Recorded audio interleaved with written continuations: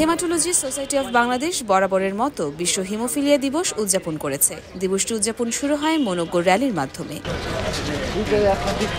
সকাল ৮টায় বাংলাদেশ মেডিকেল বিশ্ববিদ্যালয় প্রাঙ্গণে প্রতিষ্ঠানটির উপাচার্য অধ্যাপক ডাক্তার মোহাম্মদ শাহিনুল আলম বেলুন উড়িয়ে র্যালিটির উদ্বোধন করেন।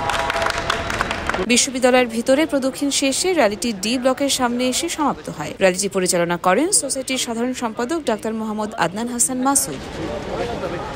র্যালি শেষে বক্তব্য দেন প্রধান অতিথি মাননীয় উপাচার্য সোসাইটির সভাপতি অধ্যাপক doctor Amin Lutful Kabir, haemophilia society of বাংলাদেশের সভাপতি নাজমুল আলম এবং সাধারণ সম্পাদক আবু সাইদ আরিফ।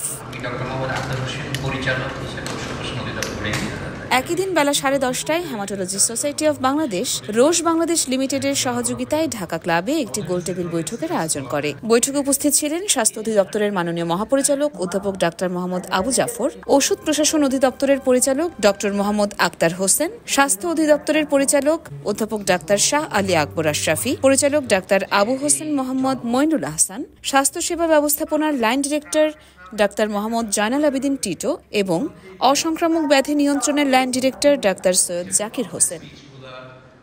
এই অনুষ্ঠানটিতে আরও উপস্থিত ছিলেন হিমোফিলিয়া সোসাইটি অব বাংলাদেশের সভাপতি নাজমুল আলম এবং সাধারণ সম্পাদক আবু সাইদ আরিফ, রোগীদের প্রতিনিধি এবং রোজ বাংলাদেশ লিমিটেডের ঊর্ধ্বতন কর্মকর্তারা। গোলটেবিল বৈঠকে রোগীদের জন্য একটি কেন্দ্রীয় রেজিস্ট্রি প্রণয়ন, হিমোফিলিয়া গাইডলাইন চূড়ান্তকরণ এবং রোগীদের চিকিৎসার জন্য স্বল্প মূল্যে জরুরি ঔষধসমূহের সরবরাহ নিশ্চিত করা ইত্যাদি বিষয়ে বাস্তবমুখী এবং স্বতঃস্ফূর্ত আলোচনা হয়।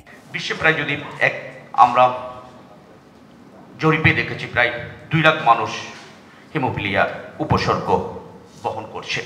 এটা যদিও এর যৌক্তিক নাই, এর সংখ্যা হয়তো যেটা বলা হচ্ছে অনেক অনেক বেশি। রেফারেন্স ব্যবস্থা উন্নত করা জরুরি। কোনো ধরনের রক্তক্ষরণই যাতে মামুলি মনে করে হালকাভাবে নেওয়া না হয়। 2 নম্বর হচ্ছে আমরা অনেক বংশগত রক্তক্ষরণজনিত রোগ ঠিকমতো নির্ণয় করতে পারি না। অনেক পরীক্ষা বাংলাদেশে হয় না, কিছু পরীক্ষা হলো বেশ দামি এবং সাধারণ মানুষের ক্রয় ক্ষমতার বাইরে। অতএব আমাদেরকে ডায়াগনস্টিক ফ্যাসিলিটি উন্নত করতে হবে। তো আমরা এই জায়গাটাতে আমরা যেটা দেখতে চাইব যে শুধু বেঁচে থাকা না, তিনি যেন একটা কোয়ালিটি লাইফ পান এবং একটা প্রোডাক্টিভ লাইফ পান প্রত্যেকটা হিমোফিলিক পেশেন্ট। এখানে হচ্ছে তার মানে আপনাদের জন্য যারা ডাক্তার তাদের জন্য চ্যালেঞ্জটা শুধু তাকে টিকিয়ে রাখা না। Survival is not enough, he deserves A quality life and productive life with his full competence. এই জায়গাটাতে আপনাদের কাজ করার সুযোগ আছে। গ্রাউন্ড রিয়েলিটি হচ্ছে কিছু কিছু জায়গায় আসলে আমরা প্রাইমারি হেলথ কেয়ার দিতে পারছি না। যেমন যদি আমি হিমোফিলিয়ার কথা চিন্তা করি, আমরা 1 যুগেরও বেশি সময় ধরে আমরা এই সিসিসি একটা চালাচ্ছি, কিন্তু এখন পর্যন্ত কিন্তু আমরা মূলত ফ্যাক্টর দেওয়ার রোগীদেরকে এই কাজটাই বেশি করছি।